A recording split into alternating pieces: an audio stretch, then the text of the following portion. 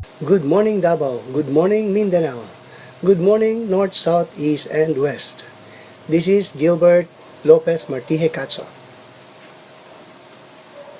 For the headlines, breaking news, weather forecast, easterlies affecting Mindanao, local news, Davao Region School gears up for earthquake drill. ARTA Eastmen boast enforcement of ease of doing business.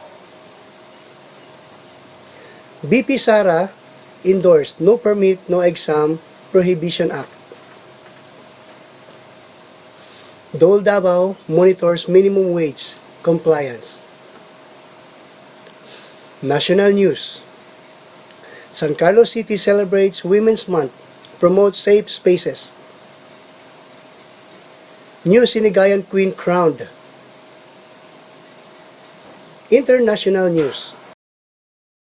Philippines sees up to $6 billion of investment in casino sector in next 5 years. India says China claims over Arunachal Pradesh state absorbed. Entertainment news. Former K-pop Jun Jung-yoon leaves jail after 5 years rape spy cam term. Dennis Trillo joins Pulang Araw in his first major kontrabida role. Sports news. Collegiate champion San Beda Lasal remain unblemished in PBA D-League. NBA fines Patriot guards Ivan Fournier $25,000 for kicking ball. International feature. In many chilling myths of frog, lunatic graveyard. Local feature. Want an ultralight flying experience? Here's what to expect.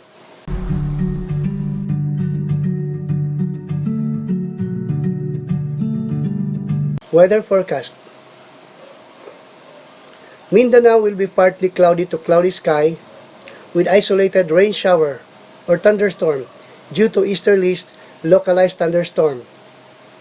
Light to moderate winds from east to northeast will prevail over Mindanao.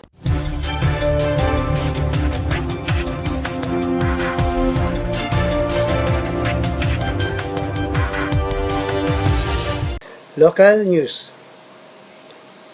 An official from the Official of Civil Defense Davao Region bared that the first quarter National Simulation Earthquake Drill scheduled for March 25, 2024 will primarily focus on the readiness of schools in the region.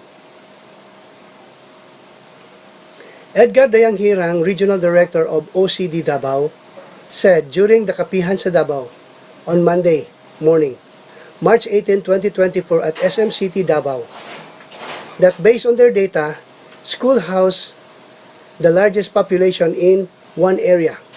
Dayanghirang said that they will work closely with the Department of Education and Commission on Higher Education for public schools and state colleges and university, while the private sectors will engage with them individually.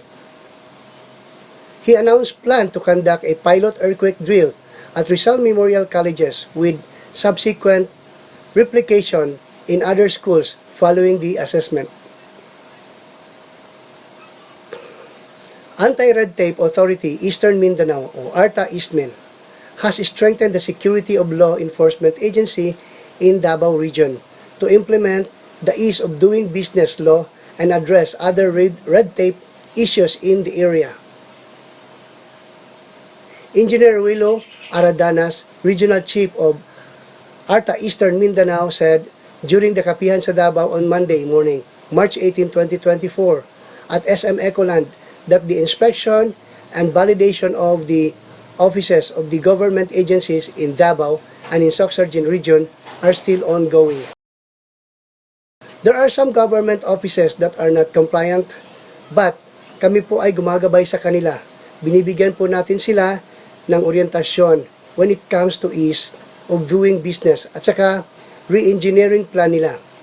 There are some government offices that are not compliant, but we are guiding them and giving them orientation when it comes to ease of doing business and also their engineering plan, he said. Some of the areas that are compliant in the Davao region are Davao City, Panabo City, and Tagum City. The office said that they are trying to reach some of the far-flung areas in Davao region since they are still focusing on the Soxargen.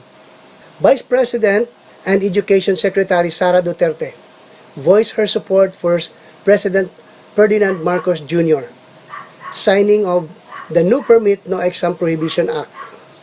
Speaking in the media interview on Sunday morning, March 17, 2024 at San Pedro Square, Duterte highlighted her backing for Marcos signing of Republic Act or RA 11984.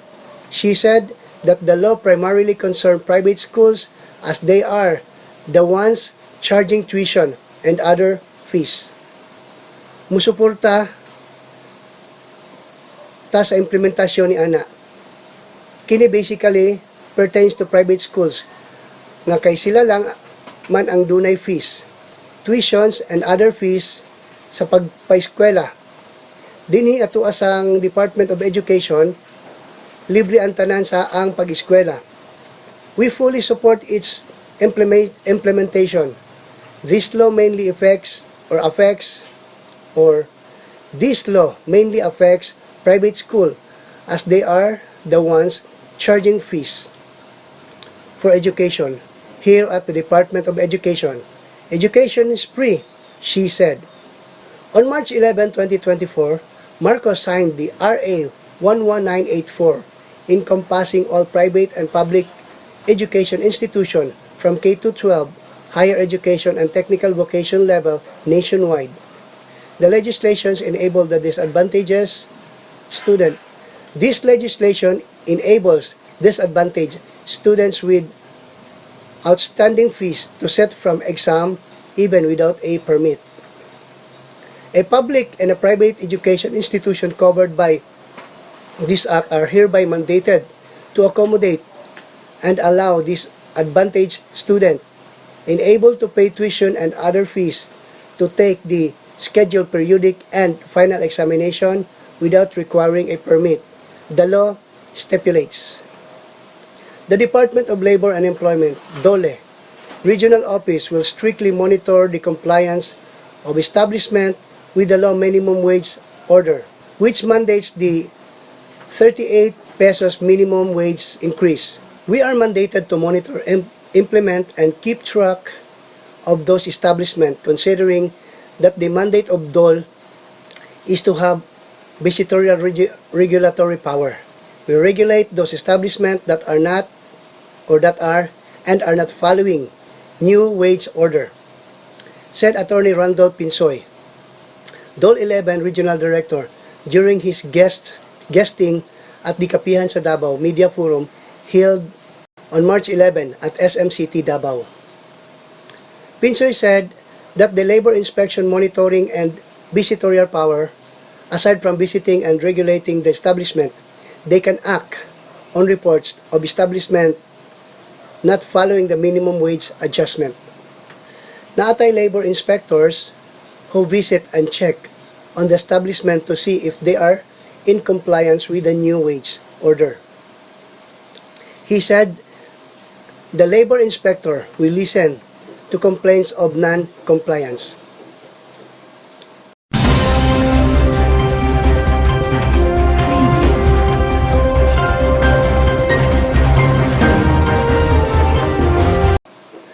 Members of the San Carlos City Interagency Council Against Trafficking and Violence Against Women and Their Children oriented the 54 representative of the 18 barangay of the city on RA 11313, March 15. CIACAT, BAWC, Secretariat,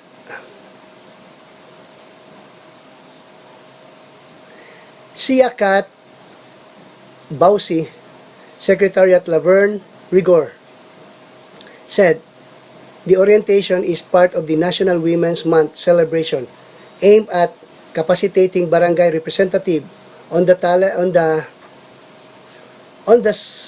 salient provision of the Safe Spaces Act or Bawal Bastos Law for them to know how to address complaints at their level. Attorney Ralph Ney Kabantog of the Public Attorney's Office discussed the Safe Spaces Act or Bawal Bastos Law and its provision with the punong barangay, kagawad chairs on the Women and Family Committee, kagawad chairs on Peace and Order, Barangay Secretariat Tanod, and BAWC, Barangay Desk Officer. Kabantod cited the importance of respect for all genders. He also highlighted the role of the barangay officials in investigating and acting on gender-based complaints from residents because it is a serious crime that deserves attention. The event was held at Liga Conference Room, SCC Multipurpose Hall, Park, Marina. A pharmacy student was crowned as the new Sinigayan Queen, boasting 11 candidates during the coronation night, co-presented by Sagay Sigay Jesus in Sagay City Public Plaza. Rochelle Cabanyog, 20, representing Barangay Bulanon, was as the new festival queen in a 3-hour pageant night. Cabanyog is a pharmacy student from the Riverside College. Meanwhile, Cameron Padios o Barangay Vito was crowned as Sinigayan Queen Tourism. Teresita Peraan o Barangay General Luna as Sinigayan Queen Charity. Rose Lindaya o Barangay Sagay as First Princess, while Sidilen Fortunes of Publication 1 was hailed as Second Princess. Cabanyog also bagged the awards for Best Swimmer, Gown, and Talent, while Pajot Tok home the Best Festival Wear. The pageant, one of the most anticipating events of the Sinigayan Festival, was attended by thousands of Sinigaynons.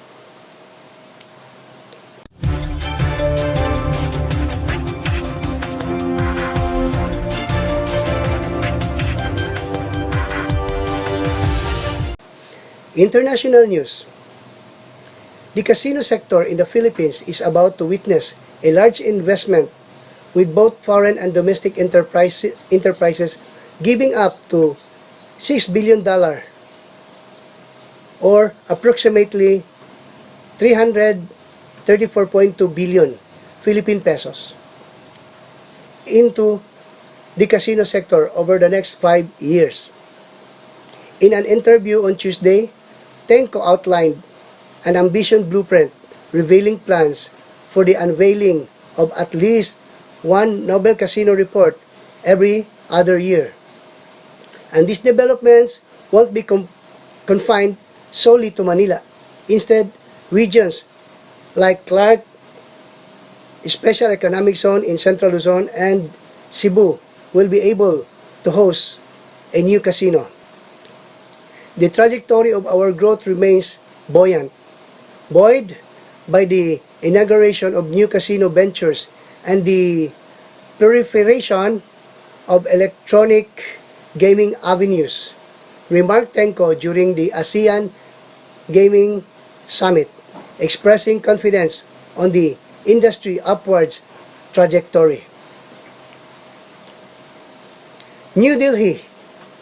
Indian Foreign Minister said on Tuesday that China was taking absorbed claim over Arunachal Pradesh, adding that the northeastern state, which shares a border with China will always be an integral and inalienable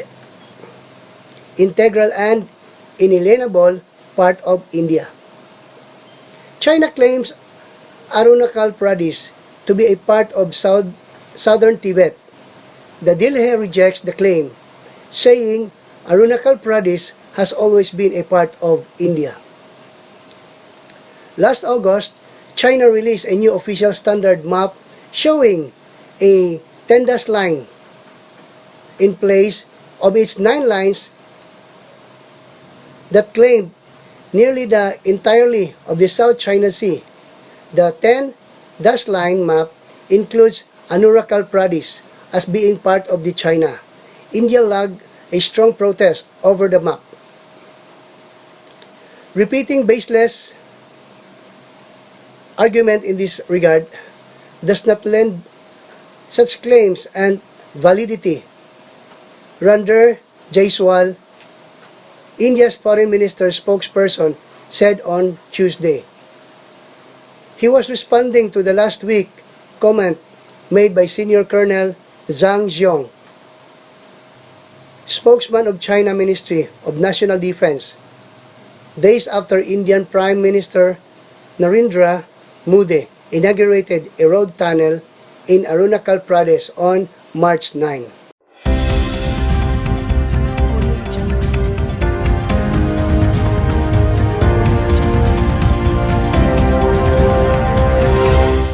Entertainment news.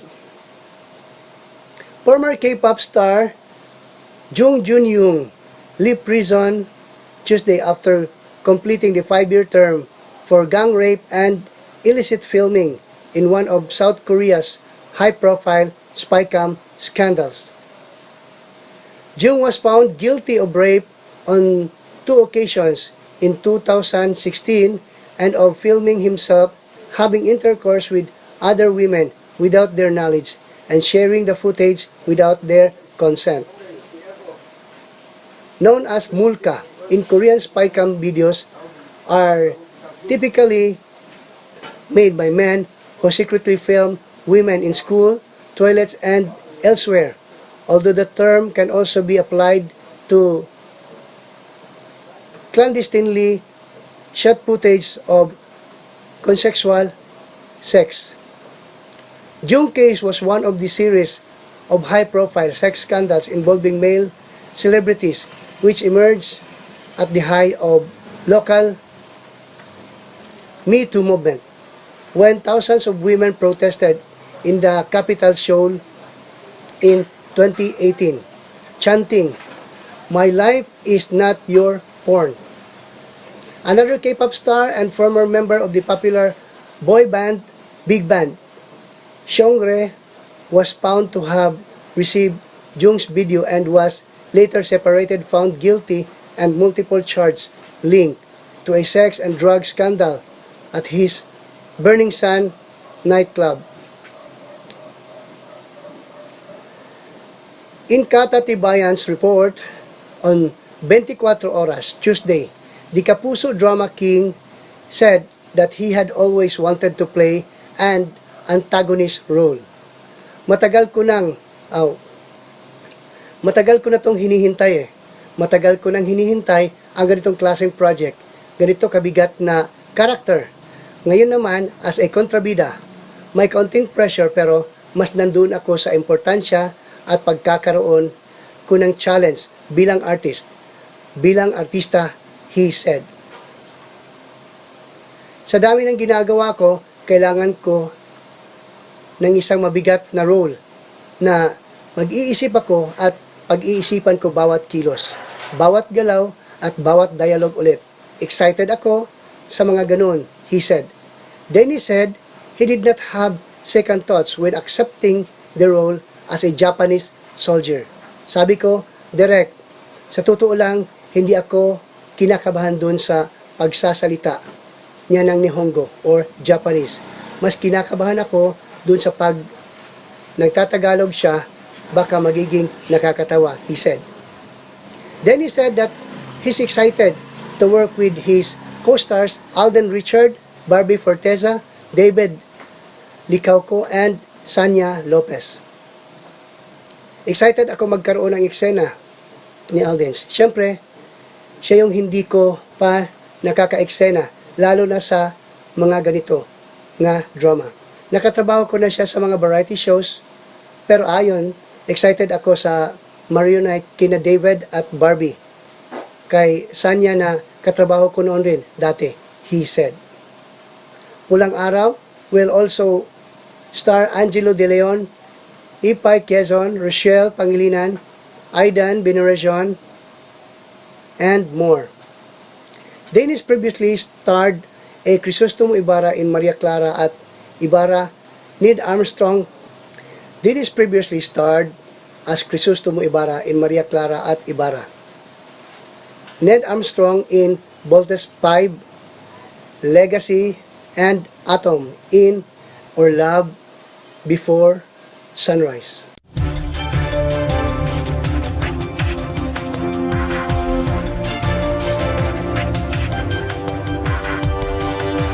Reigning NCAA and UAAP champions San Beda University and De La Salle University extended their winning ways to remain unbeaten in the 2024 PBA D-League Aspirants Cup on Monday at the Inares Center, Antipolo. Marinerong Pilipino SBU iked out a lopsided 109 against 59. Win against Neophyte Kenzel Basketball, while the Eco OL to the LSU ramped go to Rocco Street. Clear 90-63 to both improves to 2-0. Reigning Finals MVP James Payusing led the Red Lions with 18 points and 3 rebounds, while transferee Richie Kalimag poured in 14 markers, 5 boards, and 4 dimes as they pick up where they lift up from 90-59, thrashing of St. Clair last Thursday. Like our last game, hindi pa namin kilala yung kalaban namin. So, we had to do what need to do better than our last game. Kailangang irespeto yung kalaban, at syempre nasa D-League sila. So hindi pwede i-take for granted sila, said Coach Yuri Escueta. The defending UAAP champion Green Archers meanwhile bank on Junel Policarpio and CJ Austria, who both start off the bench with the former churning out 17 points and 9 rebounds, while the latter chipped in the 15 markers. Detroit Piston guard Evan Fournier was fined $25,000 by NBA on Monday for kicking a game ball into the spectator stands, the league announced. The 31-year-old Frenchman was punished for an incident that took place just after the finish of the Pistons' 104-101 home loss to the Miami Heat on Sunday. With the loss, Detroit fell to 12-55 and second worst record in the NBA.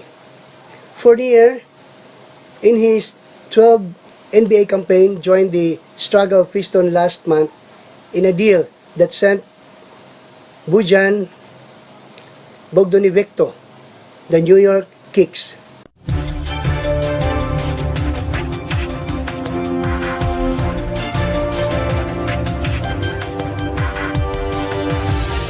Prague, Czech Republic. It was a sitting of the chilling graveyard scene in Amadeus may have healed the bones of Gabrielo Principe, the man who started World War I, and Margaret Thatcher paid a mysterious visit there when she was British Prime Minister. An overgrown lunatic graveyard on the outskirts of Prague has become a Czech capital's strangest attraction, drawing ghost hunters, scandal seekers, and satanists and other less than welcome visitors lured by the supposedly strange energy of Europe's scariest cemetery. Around 4,200 people were led to rest in the graveyard of the immense Bonais Psychiatric Hospital, many without headstones. It's a different kind of cemetery, said Jerick Bitik, a former firefighter and deputy mayor of the local area who had become its de facto caretaker. The graveyard serves standard psychiatric patients, schizophrenics, alcoholics, addicts, but also people you would not want to meet: arsonists, pedophiles, murderers, Holt told AFP. If you dream of flying, the experience is not too out of reach. In Magalang, Pampanga, there's a premier recreational flying club that offers an ultralight flying experience that you're bound to ever forget. Unang Hirit host and weatherman Anjo Pertiera took to the skies as seen in the report on Friday. According to the report, the Angeles City Flying Club charges 4,000 to 6,000 per person. Sport pilot Charles K. Van Henson accompanied Anjo, but first things first, safety. Charles explained that they have to wear headphones and eye gear to prevent damage in the air and because the wind can be too strong for the eyes to handle. He also taught Anjo the hand signal for OK and go back.